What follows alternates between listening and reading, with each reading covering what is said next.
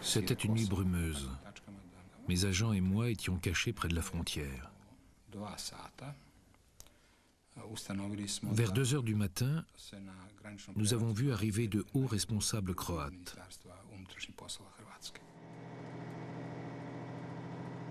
Prva dva kamiona takvog naoružanja su prešla granicu prema Deux camions remplis d'armes ont passé la frontière et nous avons rapidement distribué celle-ci à tous les commissariats de la Croatie. na teritoriji cijele Republike Hrvatske. Ainsi commence l'opération secrète qui va conduire à la guerre d'indépendance de la Croatie.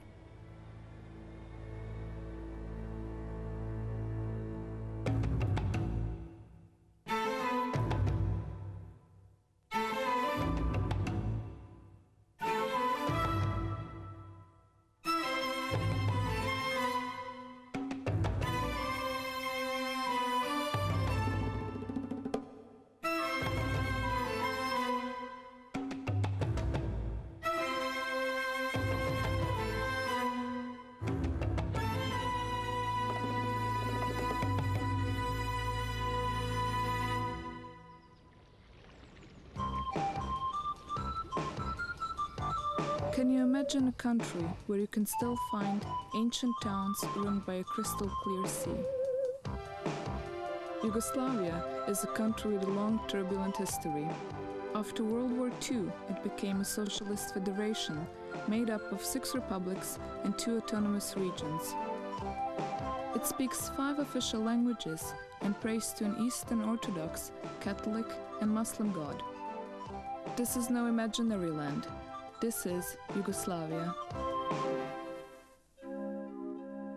En 1990, la fédération de 6 républiques qui constituent la Yougoslavie est encore unie. Mais avec l'effondrement du communisme, les 2 républiques les plus importantes, la Serbie et la Croatie, succombent aux sirènes des nationalismes rivaux. Le président serbe Slobodan Milosevic est le premier à enflammer son peuple. Face à la menace serbe, les habitants de la Croatie voisine ripostent. Lors de leurs premières élections libres, ils choisissent pour président le nationaliste Franjo Tudjman. Danas je Krist triumfalno ušao u Jeruzalem, dočekan i pozdravljen od naroda kao Mesija. I glavni grad Hrvatske danas liči na Jeruzalem. Franjo Tudjman dolazi pred građane.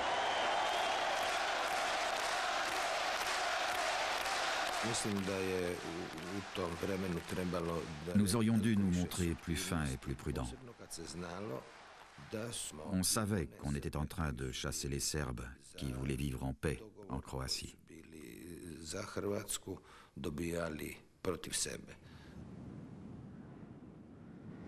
De nombreux Serbes vivent en effet dans la plaine du sud de la Croatie. C'est là qu'est allumée la mèche qui va mettre à feu toute la Yougoslavie.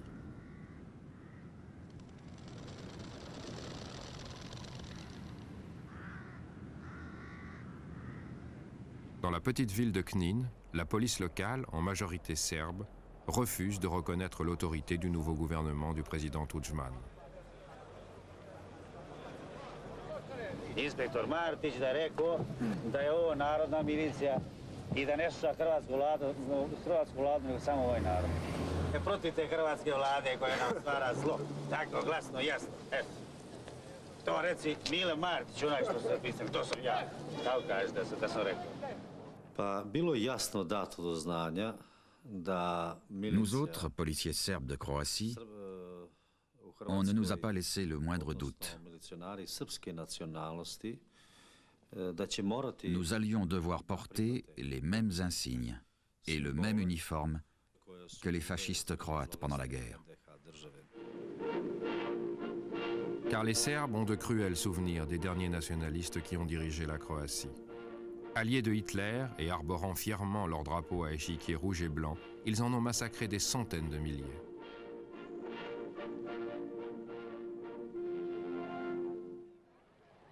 Voir Tudjman embrasser ce même drapeau, c'est comme si on leur brandissait la croix gammée.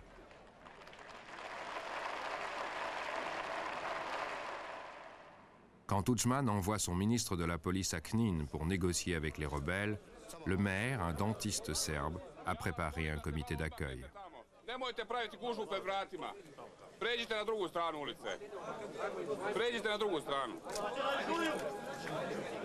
Ja sam tada preko puta milicijskih... Nous nous sommes rencontrés en face du commissariat. J'ai demandé aux activistes serbes qui me soutenaient de faire descendre les gens dans la rue. Naredio im da se narod okupi. Au commissariat, le ministre croate fait une tentative de conciliation.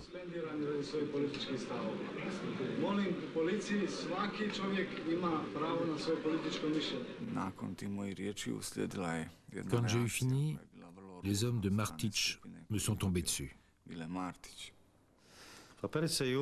Ce jeune homme était trop suffisant. Prema tome, iza potpisnika pisma ne stoji 50 potpisa, nego stoji srpski narod.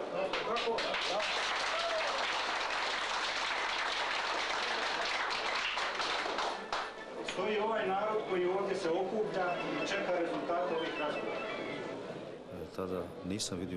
Je n'avais jamais vu quelqu'un avoir aussi peur. Il a dû aller 10 fois aux toilettes. Il avait peut-être mangé quelque chose de mauvais. Dehors, des milliers de personnes criaient. Mon collègue m'a dit « Promets-leur quelque chose, un État serbe, n'importe quoi, pour qu'on sorte vivant d'ici. » La foule voulait nous lyncher.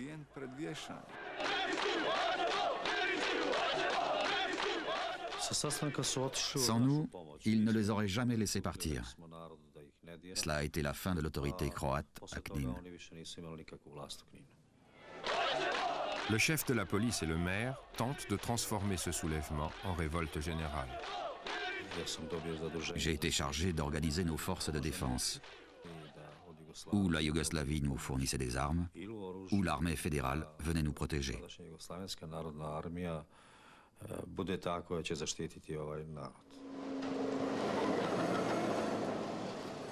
Mais pour aboutir, la révolte serbe doit être soutenue par Belgrade, la capitale de la Serbie et de la Yougoslavie.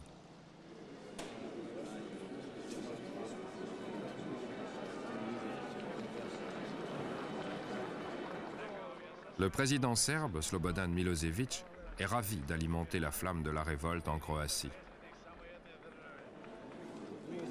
Il reçoit à plusieurs reprises le maire rebelle de Knin et transmet la demande d'aide militaire à son plus proche collègue.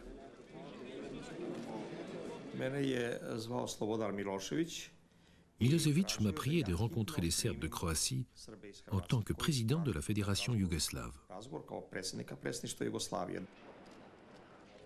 Cette année-là, c'est justement la Serbie qui préside la présidence collégiale, instance suprême dont dépend l'armée. Les Serbes de Knin ont trouvé un allié bien placé. Ils exigeaient qu'on intervienne pour empêcher la Croatie de devenir indépendante. Lors de sa dernière indépendance, la Croatie avait commis un génocide contre les Serbes. Ils avaient vraiment peur. Le responsable de la loi et de l'ordre en Yougoslavie, serbe lui aussi, donne des conseils à ses visiteurs de Knin sur la conduite de leur rébellion. Je leur ai conseillé d'ériger des barricades, d'utiliser, s'ils n'avaient rien d'autre, des fusils de chasse, d'organiser des patrouilles de nuit dans les rues pour parer aux attaques des fascistes gouvernant la Croatie. On ne nous a rien promis de précis, mais il ne faisait aucun doute que Belgrade nous aiderait.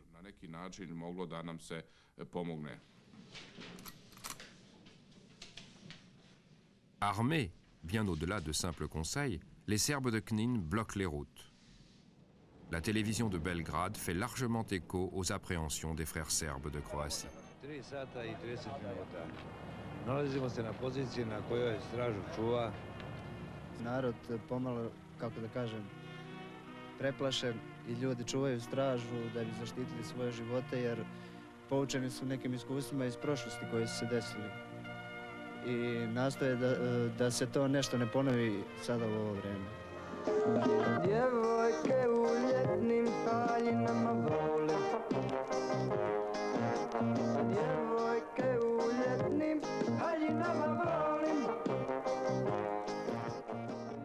La crise de Knin survient au plus fort de la saison touristique. We think the scenery is absolutely superb and Yugoslavian people are so friendly. Le tourisme, source de revenus vital pour l'État croate, est menacé. La minorité serbe bloque les routes principales et les voies ferrées reliant Zagreb, la capitale croate, à la mer.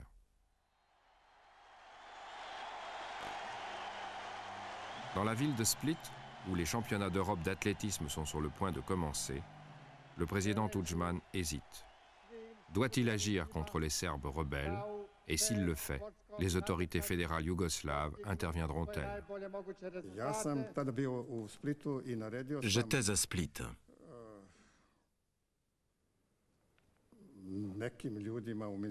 J'ai donné l'ordre à ma police d'envoyer les unités spéciales des armées de la police rebelle de Knin.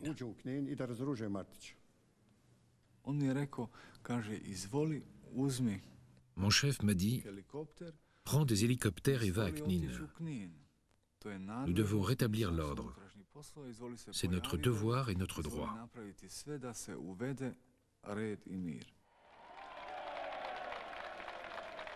Le ministre est inquiet.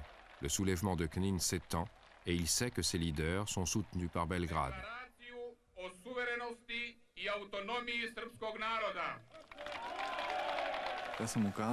J'ai dit, l'armée fédérale nous arrêtera. Il m'a répondu, qu'ils osent.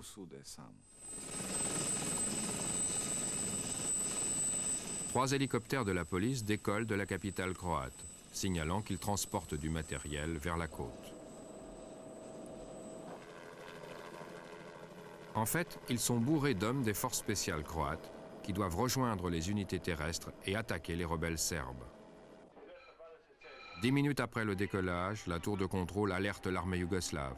Les hélicoptères se dirigent sur Knin.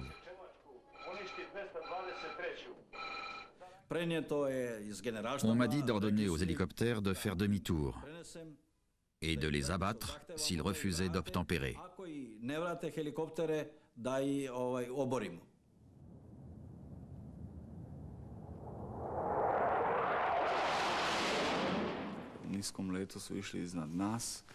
Les MiG de l'armée volaient juste au-dessus de nous pour nous montrer qu'on était vraiment insignifiants. Et le pilote a ordonné par radio « Regagnez votre base ou vous allez être abattus ». Nous avons fait demi-tour et sommes rentrés à Zagreb.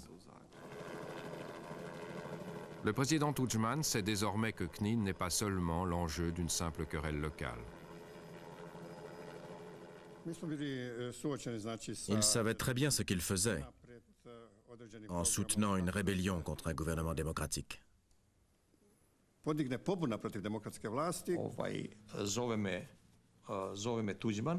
Tudjman m'a appelé de Zagreb. Il était furieux. C'est une catastrophe. Vous sapez mon gouvernement démocratiquement élu. Vous essayez de me renverser ou quoi? Vous avez tout manigancé à Belgrade.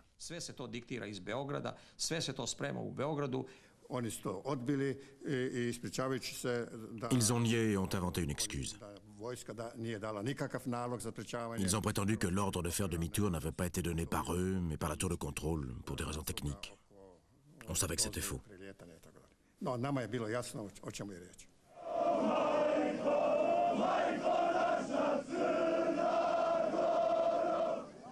Premier round pour les Serbes.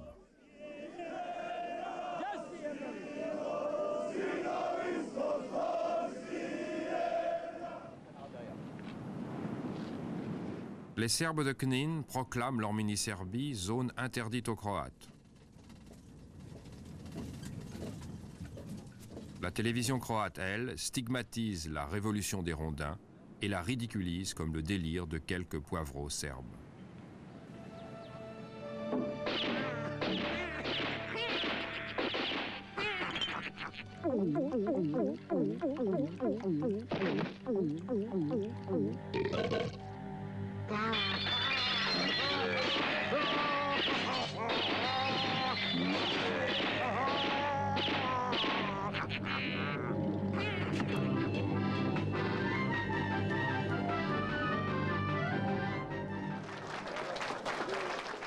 Mais cela n'a rien d'une plaisanterie aux yeux d'un président élu pour restaurer l'honneur et la dignité de la Croatie.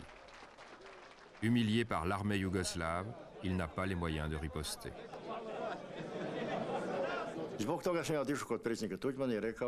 Je suis allé voir le président Tudjman. J'ai dit que nous devions agir tout de suite. L'armée fédérale était censée armer la police croate, mais évidemment, ils allaient refuser. Nous devions donc nous armer nous-mêmes. Il a été de mon avis.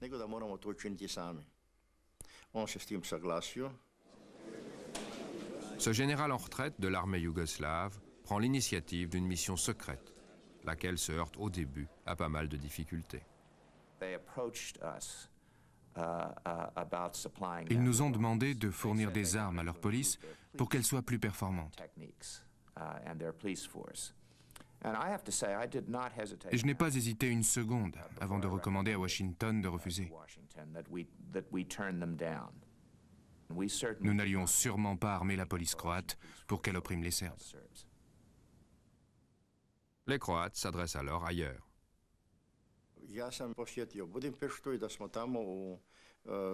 Je suis allé à Budapest et j'ai négocié un contrat en Hongrie. J'ai acheté un chargement d'armes. Quand notre eurochèque a été encaissé, nous avons envoyé 2 camions.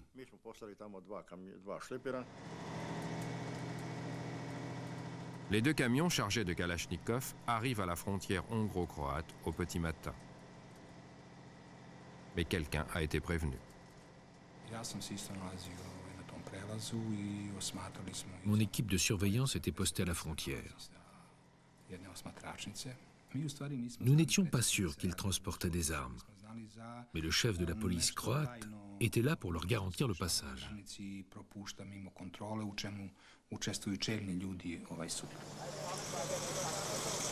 Les camions disparaissent dans la nuit. Le service de renseignement yougoslave lance alors une vaste opération pour prouver qui commandite ce trafic. Des agents de l'armée ont interrogé Budapest et des mesures coercitives ont été prises contre nous. J'ai dit, si on ne peut pas transporter les armes en avion ou en camion, on les transportera en voiture. Ça a été la consternation générale. En voiture? Mais ils ont reçu le message. Les voitures s'y sont mises. Certaines ont été interceptées. Mais grâce à Dieu, beaucoup ont réussi à passer. Seule l'armée de la Fédération yougoslave pourra arrêter les Croates.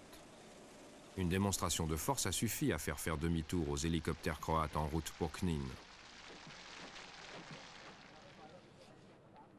Mais il est désormais clair que le gouvernement croate s'équipe lui aussi pour former une armée rivale.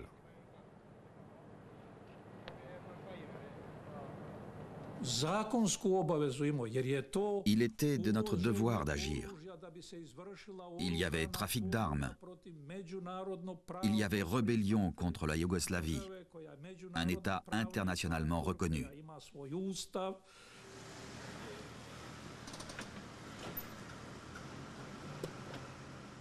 Mais ces trafiquants d'armes ne sont rien d'autre que le gouvernement démocratiquement élu de Croatie.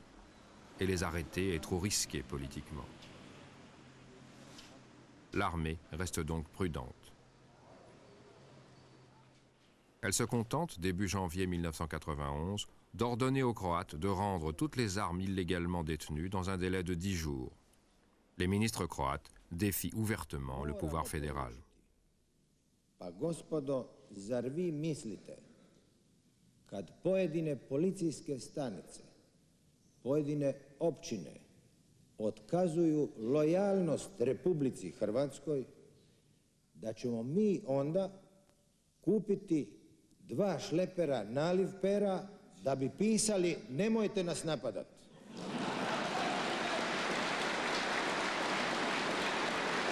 Moramo poručiti gospodinu Martiću da će hrvatski barjak doći u Knin i hrvatski grb da će doći u Knin.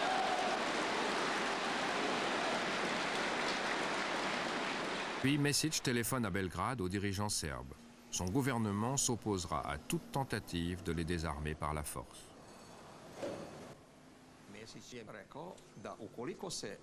Mesić nous a déclaré que si nous ne reculions pas, les Croates prendraient des mesures. Il m'a demandé de tout noter pour ne rien oublier. 1. La Croatie ferait sécession. 2. Elle demanderait à l'ONU d'intervenir. Ces trafiquants d'armes avaient le culot de vouloir demander la protection de l'ONU. 3. Elle se retirerait de tous les organes de la fédération. Je lui ai dit, ça signifie la guerre. La peur s'empare de Zagreb. La capitale croate craint une intervention de l'armée yougoslave. Les foules prient pour la paix.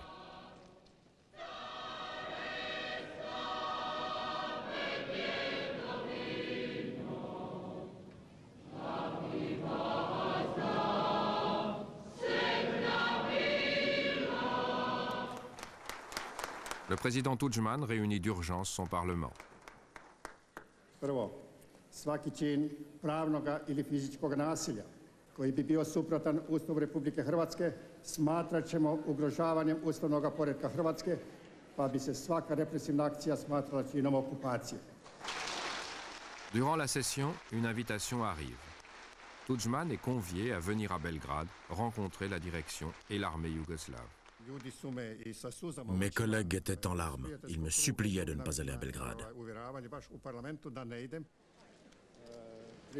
Le bruit court que s'ils se rendent à Belgrade, Tudjman et ses ministres seront arrêtés.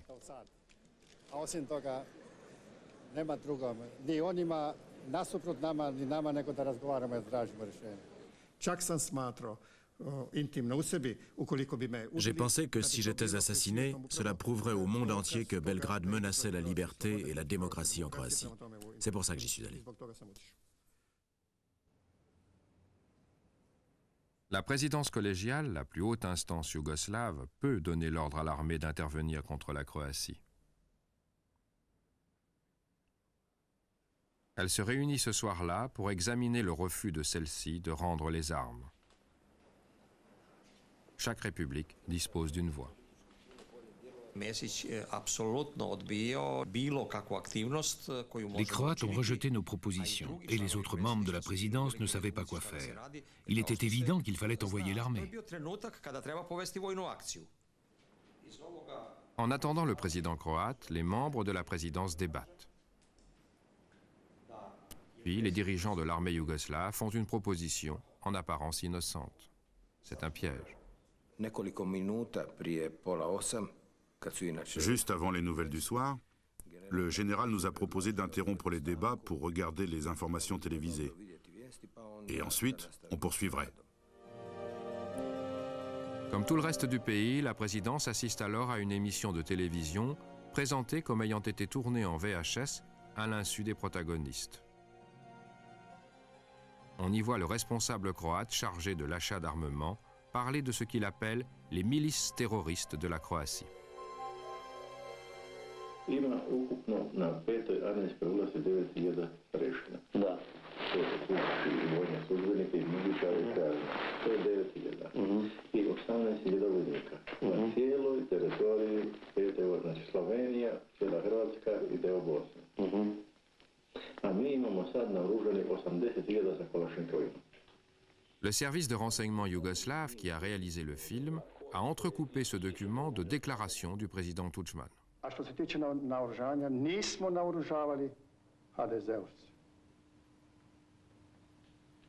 Vi niste u toku onda, ljudi moji, pa mi smo s njima u ratu. Mi smo u ratu s njima. S kim?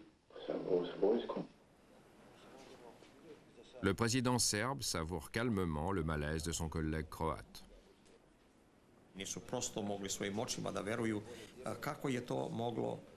Ils n'en croyaient pas leurs yeux. Ils avaient été surpris en train de fomenter le meurtre et la trahison.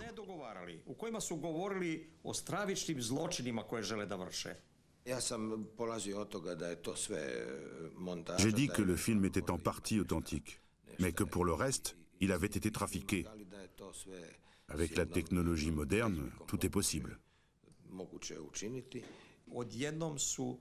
Ils ont dit que le film avait été trafiqué dans le but de renverser leur gouvernement.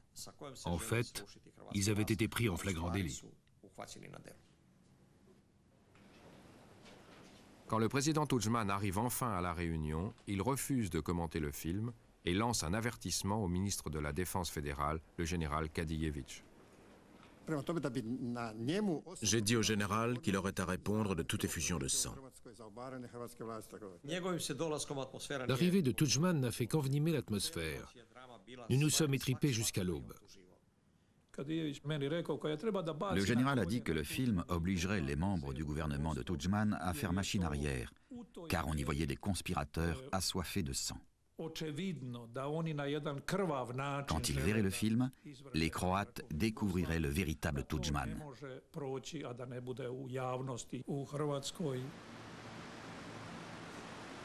Cette nuit-là, la tactique de l'armée semble fonctionner. Isolés dans la capitale serbe, les dirigeants croates cèdent. Tudjman s'engage à permettre à l'armée yougoslave d'arrêter les personnes impliquées dans le trafic d'armes.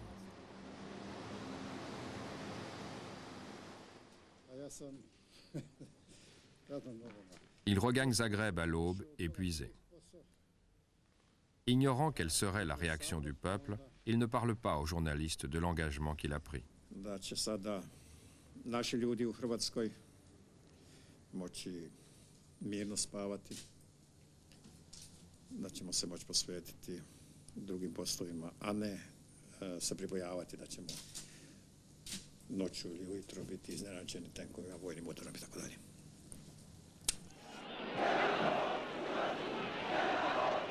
Le lendemain, la peur a cédé la place à la joie.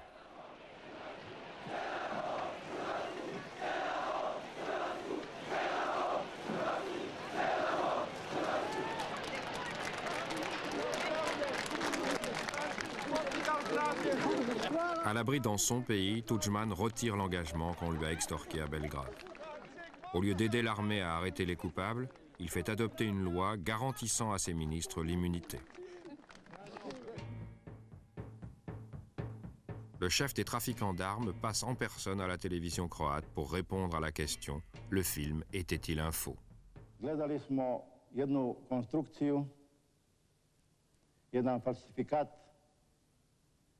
Dès qu'il sort des studios, le général se lance immédiatement à la recherche de celui qui l'a trahi. Le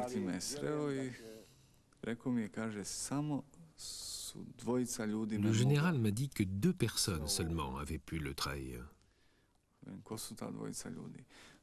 L'une était un homme en qui il avait entièrement confiance, et l'autre, c'était moi.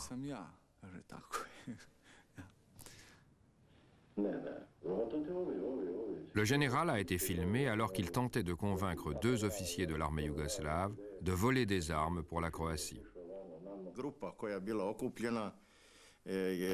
J'étais avec des amis en qui j'avais entièrement confiance le jour où j'ai été trahi.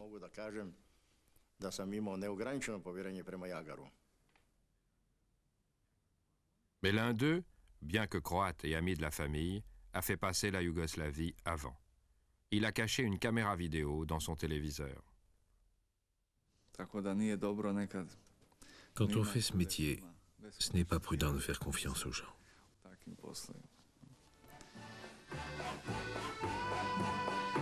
La télévision croate tourne en dérision l'impuissance des Serbes. Milosevic, Jovic, le ministre de la Défense yougoslave, et leur bande hétéroclite de nationalistes serbes.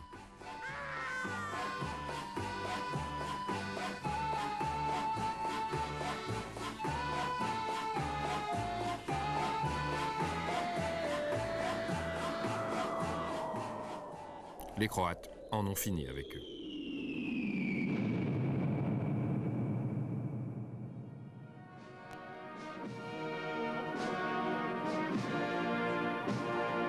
Le président Milosevic s'autoproclame alors gardien de la Yougoslavie. Il persuade les généraux que la seule façon de sauver la fédération est d'envoyer l'armée désarmer les Croates. Mais il faut aux généraux un ordre de la présidence collégiale où toutes les républiques sont représentées. La persuader va exiger tout le talent d'un Machiavel.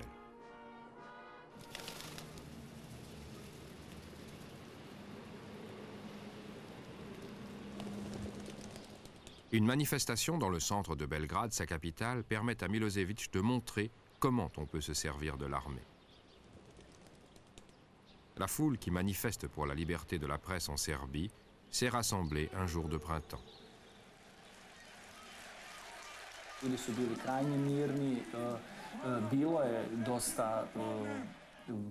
Les gens écoutaient les orateurs, ils lançaient des slogans. C'était une manifestation des plus pacifiques.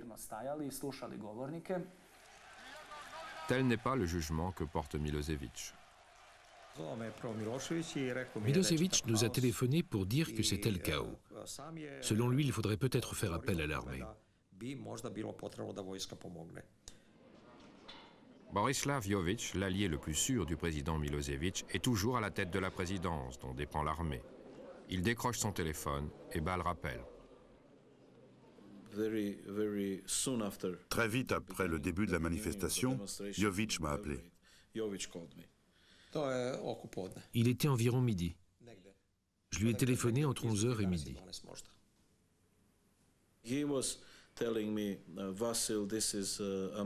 Il m'a dit, Vassil, la décision que nous avons à prendre est historique.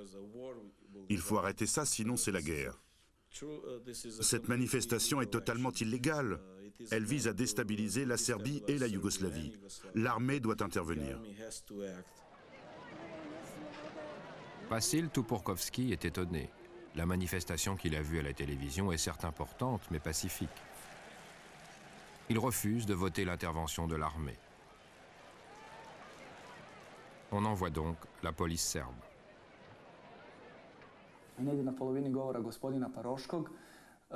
Au beau milieu d'un discours, une bombe lacrymogène a été lancée dans la foule et nous nous sommes mis à courir.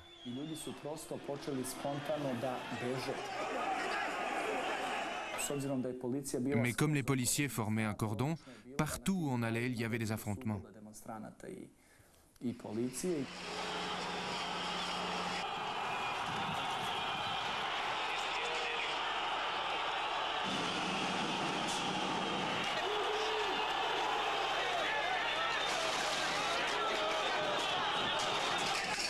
Les dirigeants serbes ont demandé l'envoi des blindés 3 heures auparavant. La tournure des événements, dûment sollicitée, semble désormais leur donner raison.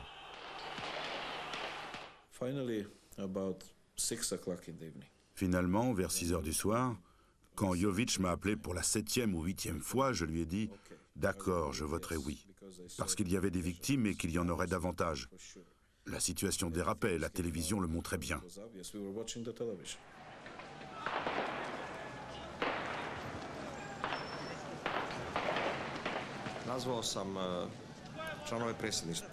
J'ai rappelé tous les membres de la présidence collégiale. La majorité a accepté de faire intervenir l'armée, mais uniquement pour empêcher les actes de vandalisme. Le chef de l'état-major yougoslave téléphone alors au ministre de la police serbe. Voici un enregistrement de leur conversation.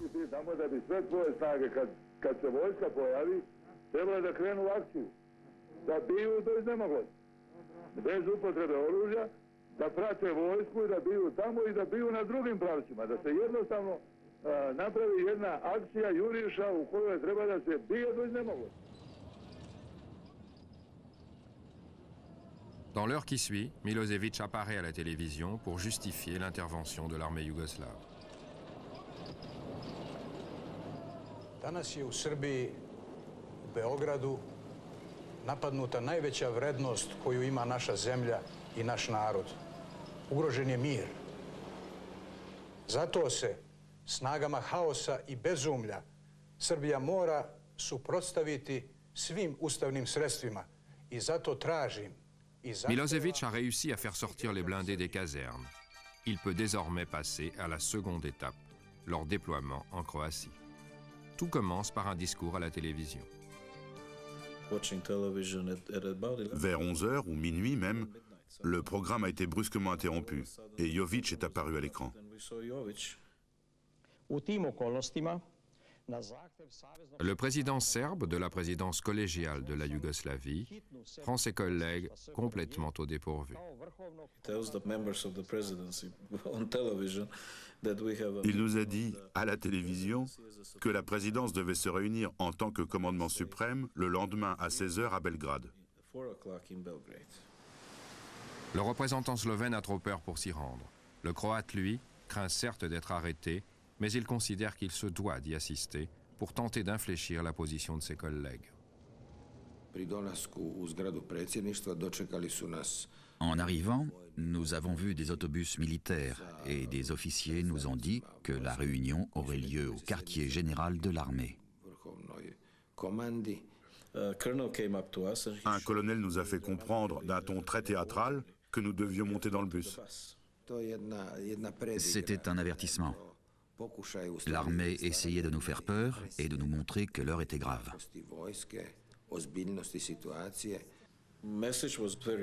Mesić avait très peur, ça se voyait comme le nez au milieu de la figure.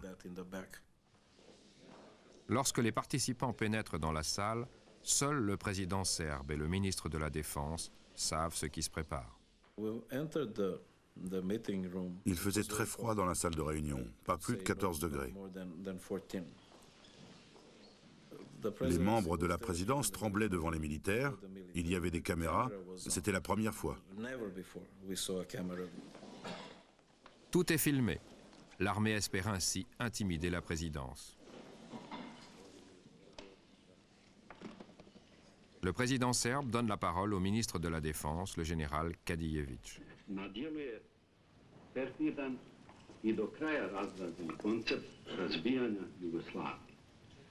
Da se izazivanjem građanskog rata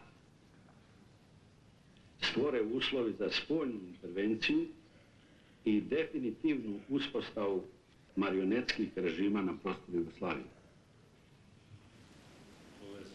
Il propose alors que l'on proclame sur le champ l'état d'urgence dans tout le pays.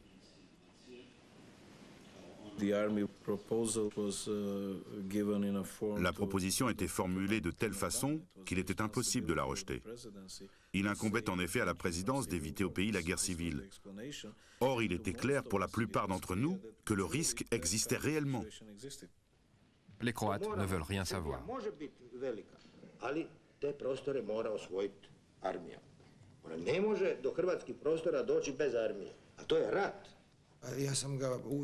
J'ai essayé de ramener les généraux à la réalité. Je voulais qu'ils se rendent compte que les Croates n'étaient pas responsables de la crise. Sada donijeti odluku da suspendujete sve to što je zakon i što ste naredbu donijeli. Izvolite. Izvolite.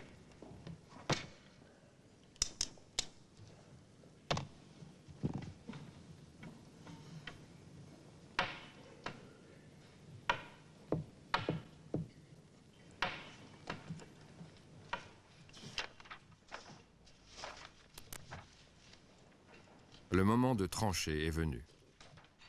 Le président serbe a besoin du soutien de 5 des 8 votants. Il se tourne tout d'abord vers un allié sûr.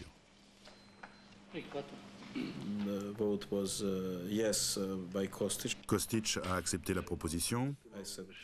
J'étais à côté de lui, j'ai voté contre. Mesić, le vice-président, a également voté contre. Jović a voté oui, Bučin aussi. On en était à 3 contre 2 quand est arrivé le tour de Sapundju.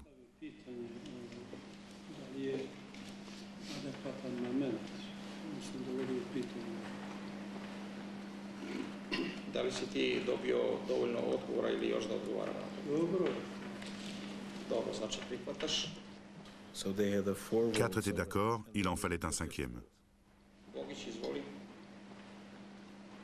Imam odgovornost da ne dođe do građanskog rata i mislim da ga moramo spriječiti svaku cijenu. Tout dépend désormais du représentant bosniaque. Peuplé de musulmans, de Serbes et de Croates, c'est la Bosnie qui a le plus à perdre si la Yougoslavie sombre dans la guerre civile. La pression sur Bogićević était énorme. Il était serbe, mais représentait la Bosnie-Herzégovine et faisait passer en premier les intérêts de la Yougoslavie. Jović pensait que je me rangerais à l'avis des Serbes. Spreman sam da svaki dan analiziramo stanje i da svaki dan donosimo odluku.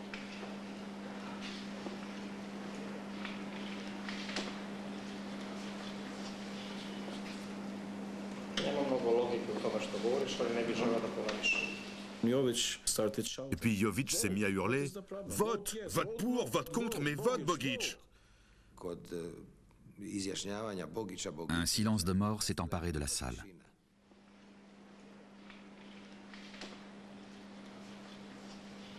Sada mislim da ne bi bilo produktivno.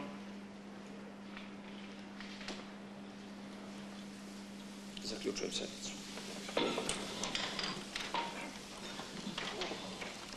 La Bosnie a barré la route à l'armée et aux Serbes.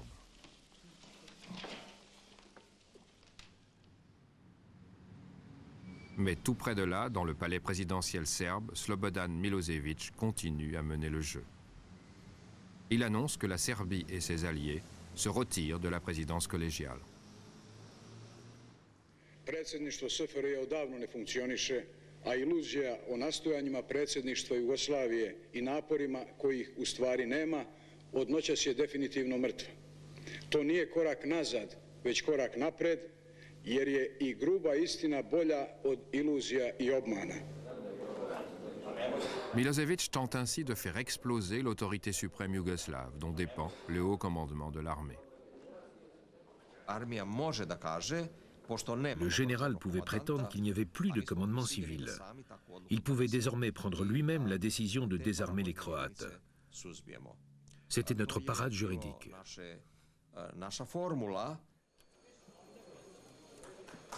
Milošević et Jović veulent donner à l'armée carte blanche pour déclencher la guerre en Croatie.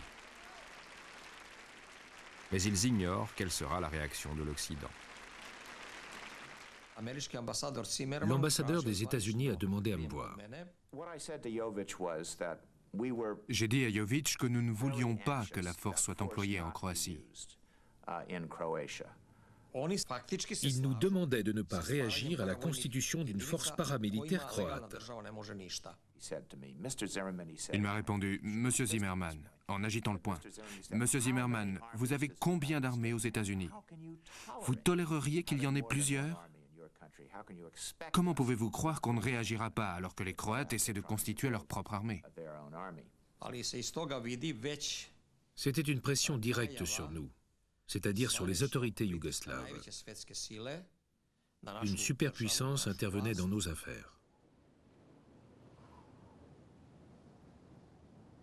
Les Serbes se tournent vers un allié traditionnel. Ce que je vais vous dire n'a encore jamais été révélé. J'ai consulté le ministre de la Défense et nous avons décidé qu'il irait à Moscou.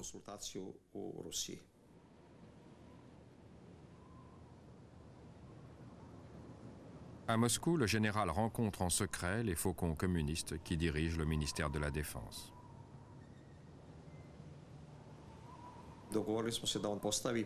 Il devait poser la question suivante. Si nous nous emparons par la force des armes en Croatie, et si les pays de l'Ouest interviennent, est-ce que vous prendrez notre défense? Le ministre de la Défense soviétique communique au général Kadijević les conclusions de ses services de renseignement. L'armée fédérale peut ignorer les mises en garde occidentales. Aucun autre membre de la présidence collégiale n'était au courant de ce voyage. C'était une affaire privée parfaitement légale. Nous avions juste besoin d'une information. Maintenant sûrs de pouvoir agir en toute sécurité, Milošević et Jović se rendent au quartier général de l'armée yougoslave pour déclencher l'opération militaire qu'ils ont décidée.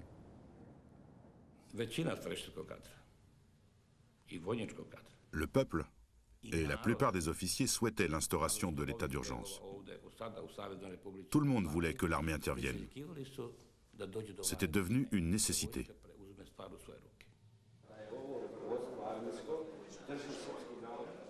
5 jours auparavant, lors de la réunion de la présidence, le général Kadijevitch a clairement indiqué ses intentions.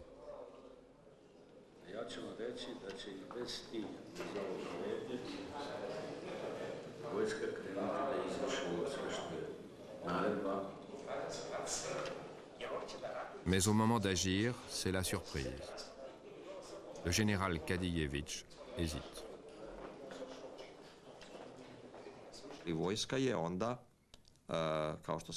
L'armée pensait que les Occidentaux condamneraient tout usage de la force, car ils l'assimileraient à un coup d'État. Kadijevitch nous a dit qu'il craignait que cela aggrave la crise yougoslave.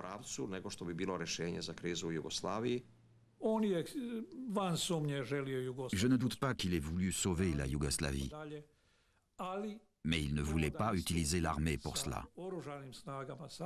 Ça aurait pesé trop lourd sur sa conscience. Il ne pouvait pas se résoudre à donner l'ordre.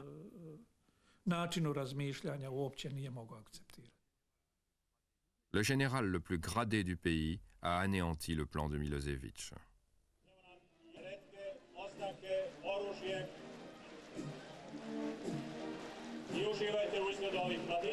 Quelques semaines plus tard, le président Tudjman exhibe ses nouvelles armes.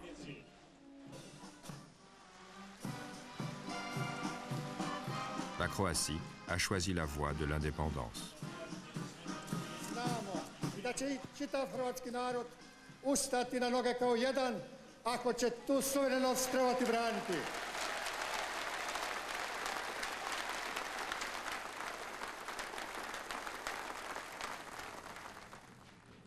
Milosevic semble se résoudre à l'inévitable. Il provoque une rencontre au sommet avec Tudjman pour décider du partage de la Yougoslavie. Mais en fait, il prépare déjà la suite. Nous avons décidé de changer de tactique. Nous déploierions des troupes dans les zones serbes de Croatie, les Croates déclencheraient la guerre, et alors nous pourrions nous emparer de ces territoires.